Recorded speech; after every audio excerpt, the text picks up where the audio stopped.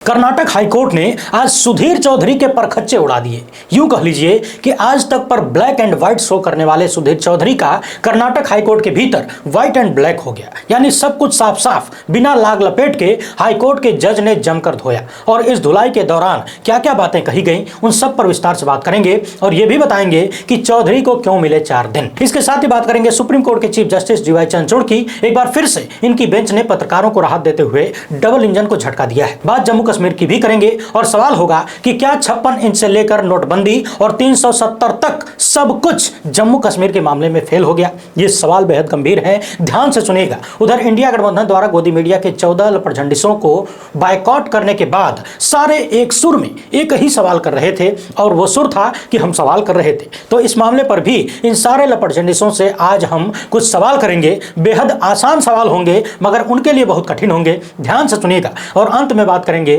Madam Anjana की और सवाल होगा कि क्या मैडम सरेंडर कर रही हैं। इन सभी मुद्दों पर विस्तार से बातचीत शुरू करने से पहले आप सभी से अनुरोध है कि यदि आप पहली बार देख रहे हैं तो फेसबुक पर हमारे पेज को फॉलो और लाइक कर लीजिए, यूट्यूब पर सब्सक्राइब करके घंटा बजा दीजिएगा। देश को गोदी मीडिया के जहरीले प्रकोप से बचाने और आम आदमी की आवाज को बुलंद करने में हो सके तो हमारे सहायक बनिए। इस QR कोड या फिर मोबाइल नंबर का प्रयोग करते हुए हमें आर्थिक रूप से मजबूत करने का प्रयास जरूर करिएगा। बहुत बहुत धन्यवाद। सबसे पहले बात सुधीर चौधरी की कर लेते हैं, इसके बाद सुप्रीम कोर्ट की बात करेंगे। आपको तो मालूम ही है कि गोदी मीडिया के सारे लपटझंडिस पूरे देश में किसी अन्य पार्टी की सरकार को बर्दाश्त नहीं कर पाते हैं। चाहे किसी अन्य दल की सरकार जितना बढ़िया काम कर ले, ये लोग उसमें जबरदस्ती कमी निकालकर और यदि कमी ना निकले तो झूठी कमी निकालकर बदनाम करने का काम करते हैं। इसका अंदाजा आप इसी बात से लगा सकते हैं कि जब दिल्ली की आम आदमी पार्टी सरकार या फिर कर्नाटक की कांग्रेस सरकार या फिर तमिलनाडु की स्टालिन सरकार जनता को कुछ मुफ्त देने का ऐलान करती है तो उसे गोदी मीडिया के सारे लपटझंडिस मुफ्त की रेवड़ी का नाम देते हैं, फ्री बीज कहते हैं। खुद सुधीर चौधरी ने दिल्ली में भाजपा की हार के बाद दिल्ली वालों को मुफ्तखोर कहा था, याद है कि नहीं?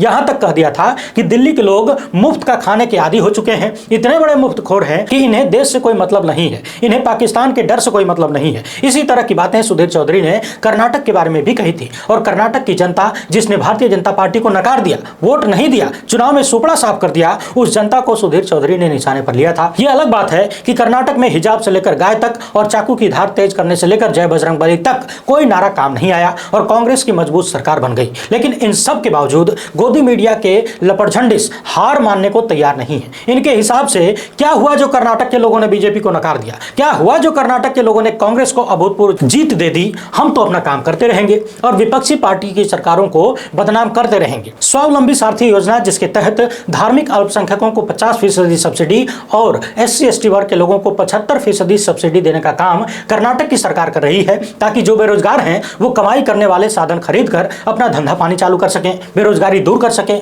मगर सुधीर चौधरी को यह बात बर्दाश्त नहीं हुई और उन्होंने इसमें नया प्रोपेगेंडा घुसा दिया और कहने लगे कि कर्नाटक की सरकार हिंदुओं के साथ गलत कर रही है, उन्हें कुछ नहीं दे रही है। धार्मिक अल्पसंख्यकों को कितनी बढ़िया बढ़िया योजनाएं दी जा रही हैं जबकि हिंदुओं को ऐसा कुछ नहीं मिल रहा है। और जिस तरह की भाषा का प्रयोग सुधीर चौधरी ने किया, जिस तरह का उनका प्रेजेंटेशन था, वो साफ साफ दर्शा रहा था कि कर्नाटक के हिंदुओं को अल्पसंख्यकों के खिलाफ तथा कांग्रेस की सरकार के खिलाफ भड़काने का प्रयास किया जा रहा है झूठ के आधार पर। हमने आपको यह भी दिखाया था कि इस मामले पर जब कर्नाटक के मंत्री प्रियंक खड़गे ने कानूनी कार्रवाई की बात कही तो खबर सामने आई कि आज तक के चैनल से सुधीर चौधरी का वो वाला वीडियो ही डिलीट कर दिया गया। पिछली वीडियो में हमने आपको दिखाया था कि बाद में यह भी पता चला कि एक अन्य एपिसोड करके सुधीर चौधरी ने साजिश सुधार का काम किया। मैं यहां साजिश सुधार इसलिए कह रहा हूं क्योंकि इसे गलती नहीं कही जा सकती जब हमारे जैसे लोग बिना किसी संसाधन के, बिना कर्मचारियों की फौज के उपलब्ध सुविधाओं में बेहद कम सुविधाओं का प्रयोग करते हुए ज्यादातर चीजों की पूरी जानकारी लेकर ही बात करते हैं।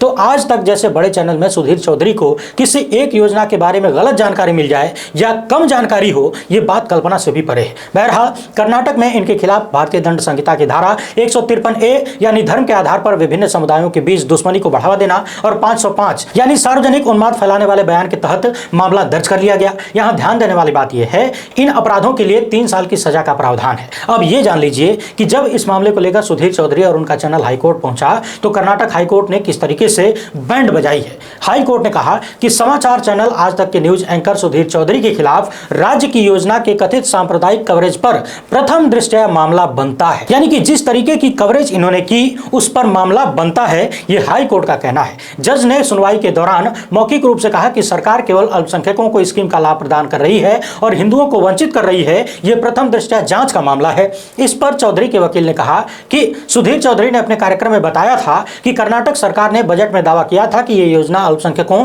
और SC/ST समुदायों के लिए खुली होगी, लेकिन जब योजना की घोषणा की गई तो ये केवल अल्पसंख्यकों तक ही सीमित थी। मगर हाई कोर्ट ने कहा कि यह स्पष्टीकरण केवल बाद वाले प्रसारण में किया गया। पहले कार्यक्रम में यही कहा गया था कि अल्पसंख्यक समुदाय को दिया जा रहा है, हिंदुओं को नहीं दिया जा रहा है। इसके बाद की बातें जो कोर्ट ने मौखिक रूप से कही हैं, उन्हें ध्यान से सुनिए। कोर्ट ने कहा कि मीडिया की भूमिका जानकारी प्रदान करना है, लेकिन यह जानकारी प्रदान करने का तरीका नहीं है। औसत आदमी के मन में अल्पसंख्यकों के प्रति नफरत पैदा हो सकती है। उन्हें यह लग सकता है कि सरकार विशेष धर्म के लोगों को प्रोत्साहन दे रही है और हमें कुछ नहीं दे रही है। ऐसा नहीं है कि लाभ केवल अल्पसंख्यकों को दिया जाता है, यहां तक कि कॉर्पोरेट संस्थाओं को भी प्रोत्साहन दिया जाता है। यह केवल अल्पसंख्यकों तक सीमित नहीं है। आगे कर्नाटक हाईकोर्ट ने कहा कि अंतिम निस्तारण के लिए अगले बुधवार तक के लिए इसे स्थगित किया जाता है, लेकिन हिरासत में लेकर पूछताछ करने की कोई आवश्यकता नहीं है। अभी कोई त्वरित कार्यवाही न करे कर्नाटक की पुलिस। यानी फिलहाल कर्नाटक की पुलिस सुधीर चौधरी को गिरफ्तार वगैरह नहीं कर सकती है। अगले बुधवार को संभवतः पता चलेगा कि सुधीर चौधरी के साथ आगे क्या होगा। वहीं आज हाईकोर्ट ने जो कुछ कहा उसे देखकर लोगों का यह मानना है कि इस मामले में सुधीर चौधरी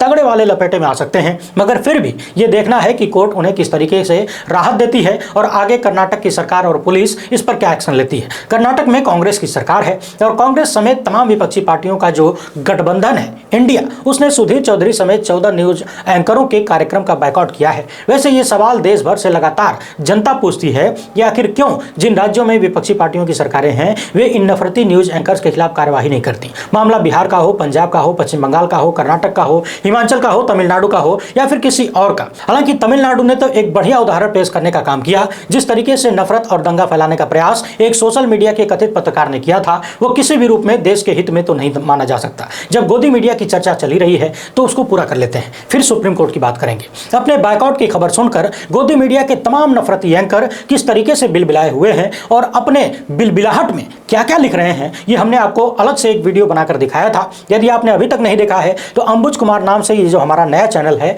उस पर जाकर देख लीजिए। विस्तार से सबकी बातें बताई गई हैं और दिखाई गई हैं। और कल से लगातार ये भी देखा जा रहा है कि सारे के सारे गोदी मीडिया के लपटझंडिस एक ही राग अलाप रहे हैं कि हम सवाल पूछते थे, पूछते रहेंगे, न डरे थे न डरेंगे। इसके अलावा यह भी देखा जा रहा है कि गोदी मीडिया के लपटझंडिसों से ज्यादा परेशान बीजेपी के लोग हैं। उधर चारों तरफ सवाल यह भी उठ रहा है कि जब बीजेपी के नेताओं ने आज से बहुत साल पहले ही एनडीटीवी और रवीश कुमार के कार्यक्रमों का बहिष्कार कर दिया था तो क्या उनके पास कोई आधार था? क्या वो कह सकते थे कि रवीश कुमार तथा एनडीटीवी के कार्यक्रम का बहिष्कार क्यों किया जा रहा है? आज इंडिया गठबंधन ने जो किया है, इस बायकॉट का उनके पास लंबा चौड़ा आधार है और पर्याप्त सबूत है, उदाहरण उपलब्ध है। अब जो लपटझंडिस रो रहे हैं कि हम सवाल पूछते हैं, उनसे जरा पूछिएगा कि पिछले 4 महीने से मणिपुर जल रहा है। मणिपुर के मामले पर इन लोगों ने सत्ता से कितने सवाल पूछे, जबकि वहां पर बीजेपी की डबल इंजन की सरकार है। लगातार खबरें आ रही हैं कि चीन ने भारत का सैकड़ों वर्ग किलोमीटर का जमीन कब्जा कर लिया है। इन लोगों से पूछिए कि इन्होंने सरकार से कितने सवाल किए। प्रधानमंत्री के परम मित्र गौतम अडानी पर हिंडनबर्ग की रिपोर्ट सामने आई, पूरी दुनिया में तहलका मचा, लाखों करोड़ रुपया बर्बाद हो गया, डूब गया। न जाने कितने इन्वेस्टर सड़क पर आ गए, उनका पैसा समाप्त हो गया। खुद गौतम अडानी 2 नंबरी अमीर से फिसलते हुए पता नहीं कहां तक पहुंच गए। अब तो उसका रिकॉर्ड भी सामने नहीं आता और आता भी होगा तो हमें फिलहाल मालूम नहीं है। जरा इन लोगों से पूछिए कि इन लपटझंडिसों ने मोदी सरकार से क्या सवाल किया कि गौतम अडानी के मामले पर जांच क्यों नहीं हुई। पूरे देश में विपक्ष के नेताओं के यहां ईडी और सीबीआई के छापे धकाधक पड़ते हैं। उत्तर प्रदेश के पूर्व मंत्री आजम खान, जिनकी पार्टी पिछले 6 सालों से सत्ता में नहीं है, उनके यहां आए दिन छापेमारी होती रहती है और अभी भी खबरें आ रही है कि घंटों से उनके घर पर, उनके ठिकानों पर छापेमारी हो रही है। तो ईडी और सीबीआई के अधिकारी गौतम अडानी की किसी ऑफिस पर क्यों नहीं पहुंच पाए, जबकि फाइनेंशियल टाइम्स जैसे विख्यात फाइनेंशियल अखबार ने कितने गंभीर आरोप लगाए हैं। बताया है कि किस तरीके से भारत से अनेक माध्यमों से पैसा ले जाकर टैक्स चोरी करने के लिए विदेशों से चाइनीज और अन्य लोगों के माध्यम से गौतम अडानी की कंपनियों में पैसा लगाया गया। पता लगाइए कि गोदी मीडिया ने गौतम अडानी के मामले पर मोदी सरकार से कितने सवाल किए। साल 2019 का पुलवामा हमला याद कर लीजिए।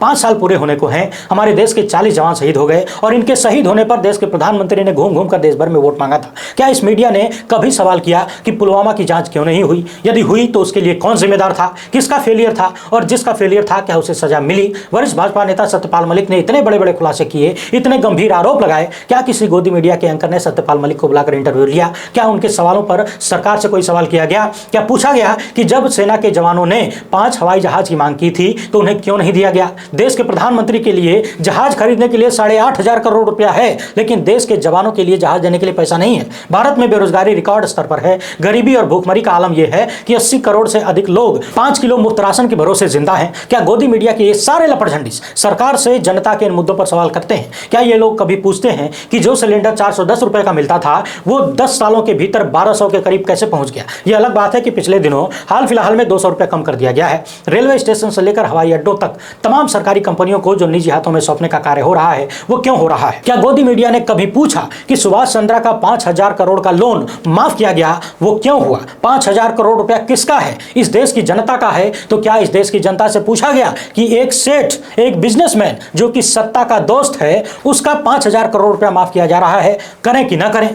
क्या गोदी मीडिया ने कभी सवाल किया? आखिर गोदी मीडिया इन मुद्दों पर चर्चा क्यों नहीं करता है? जम्मू कश्मीर में आए दिन आतंकवादी हमले हो रहे हैं, हमारे सेना के जवान शहीद हो रहे हैं, क्या इन पर कहीं किसी की कोई जवाबदेही है? याद करिए, मोदी सरकार ने नोटबंदी करते वक्त वादा किया था, यह दावा किया था कि इससे आतंकवाद की कमर टूट जाएगी, सारे आतंकी भिखमंगे हो जाएंगे। गोदी मीडिया वाले ही चिल्ला रहे थे कि नोटबंदी के बाद सारे आतंकवादी हाथों में कटोरा लेकर बॉर्डर पर भीख मांगते हुए नजर आएंगे, पाकिस्तान बर्बाद हो जाएगा। उन दावों का क्या हुआ? क्या गोदी मीडिया ने कभी सवाल किया कि नोटबंदी से जो आतंकवादी भीख मांगने वाले थे, भिखमंगे होने वाले थे, आज वो जम्मू कश्मीर में एक्टिव कैसे हो गए? और आज क्या, ये तो लगातार हो रहा है। क्या गोदी मीडिया ने कभी पूछा कि 370 हटाते वक्त ये दावा किया गया था कि इसी की वजह से जम्मू कश्मीर में आतंकवाद है? अब 370 के कई प्रावधानों को हटाने के बाद भी आतंकवाद क्यों है? क्यों हमारे सेना के अफसर मारे जा रहे हैं? दावा तो यह भी किया गया था कि पुरानी सरकारें सेना को छूट नहीं देती थी, उनके हाथ बांध कर रखती थी, पाबंदी लगाकर रखती थी। 56 इंच की सरकार में सेना को छूट मिली हुई है। मजबूत प्रधानमंत्री सेना को इतना मजबूत कर देंगे कि आतंकवादियों की ऐसी की तैसी हो जाएगी।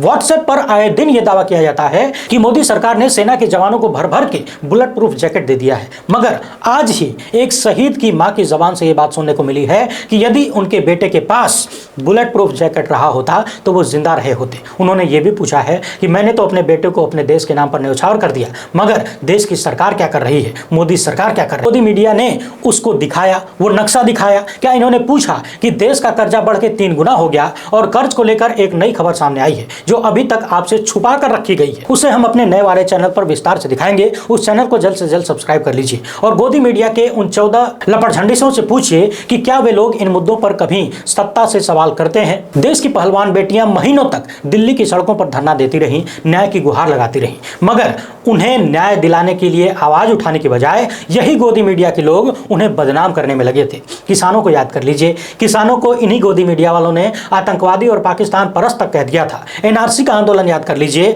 उस दौरान भारत के ही नागरिक आंदोलन कर रहे थे और उन्हें 500-500 रुपए पाकिस्तान से लेकर आंदोलन करने का आरोप उन पर लगाया गया था, उन्हें आतंकवादी बुलाया गया था। इसी देश के गोदी मीडिया ने ये सारे कारनामे किए हैं। जब देश का नौजवान सरकार के खिलाफ सड़कों पर उतरता है तो यही गोदी मीडिया उन्हें नकारा और कामचोर कहता है। आज शायद इस देश में कोई ऐसा वर्ग नहीं बचा है जिसे गोदी मीडिया का दंश न झेलना पड़ा हो, जो इस जहर का शिकार न हुआ हो। अब आप इन गोदी मीडिया के लपड़झंडिसों से पूछिए कि क्या इन मुद्दों पर कभी उन्होंने सत्ता से कोई सवाल किया? उन्होंने सवाल किया, लगातार विपक्ष से सवाल किया, जो असल मुद्दों को ढक सके ऐसे उन्मादी मुद्दों पर सवाल किया, विपक्षी नेताओं को टारगेट करने के लिए सवाल किया, जनता का ध्यान जनता के मुद्दों से हटाने के लिए सवाल किया, मगर सत्ता से कभी सवाल नहीं किया। लगातार सत्ता के चरणों में लेटे रहे, सत्ता की चाटुकारिता करते रहे और अब ऐसा लग रहा है कि धीरे धीरे गोदी मीडिया के बहुत सारे लपड़झंडिस अपना भविष्य खतरे में देख रहे हैं, अधर में देख रहे हैं। शायद इन्हें जेल नजर आ रही है, शायद इसीलिए जगह जगह पर अलग अलग तरीके के बयान आ रहे हैं। इसी तरह का एक बयान अंजना ओम कश्यप का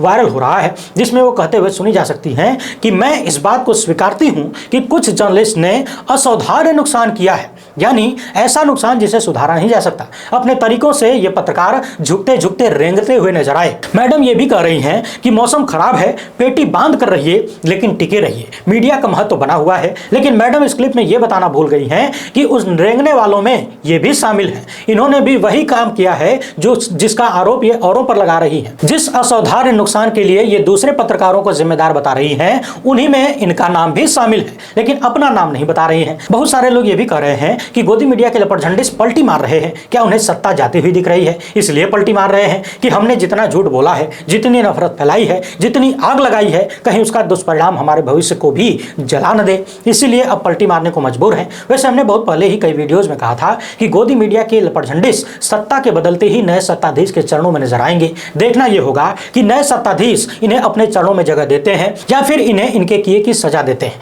आइए अब बात कर लेते हैं सुप्रीम कोर्ट की। पिछले दिनों हमने आपको बताया था कि एडिटर्स गिल्ड ऑफ इंडिया ने एक समिति बनाई थी, जिसके लोग मणिपुर में जाकर वहां की परिस्थितियों की समीक्षा कर रहे थे। और इन लोगों ने जो रिपोर्ट प्रस्तुत की उसमें बताया कि मणिपुर में जो रिपोर्टिंग हुई वो पक्षपातपूर्ण थी, कई सारी कार्यवाहियां भी पक्षपातपूर्ण थी। इसके साथ ही कुछ अन्य मामले भी इन लोगों ने अपनी रिपोर्ट में बताए थे। इसके तुरंत बाद मणिपुर की भाजपा सरकार ने इन वरिष्ठ पत्रकारों के खिलाफ मुकदमा दर्ज कर लिया और कह दिया, यह आरोप लगा दिया कि ये लोग मणिपुर में विभिन्न समूहों के बीच दुश्मनी को बढ़ावा दे रहे थे। मुकदमा दर्ज होने के बाद ये सारे पत्रकार सुप्रीम कोर्ट पहुंचे। सुप्रीम कोर्ट ने दंडात्मक कार्रवाई पर रोक लगाई थी। आज फिर से इस मामले की सुनवाई हुई थी। पिछली सुनवाई में सुप्रीम कोर्ट ने सरकार के वकील से यह पूछा था कि क्या इस मामले को दिल्ली हाई कोर्ट को स्थानांतरित किया जा सकता है। इसके साथ ही chief justice GY Chandrachud, justice JB. Pardiwala और जस्टिस मनोज मिश्रा की पीठ ने शिकायतकर्ता से यह जवाब भी मांगा था कि विभिन्न जातीय समूहों के बीच दुश्मनी को बढ़ावा देने जैसा अपराध कैसे बनाया गया, जबकि ये लोग तो वहां की परिस्थितियों को देखकर एक रिपोर्ट प्रस्तुत किए थे। आपको बता दें कि बाद में यह खबर भी सामने आई कि एडिटर्स गिल्ड ऑफ इंडिया की समिति वहां इंडियन आर्मी के कहने पर गई थी, अपने मन से नहीं गई थी।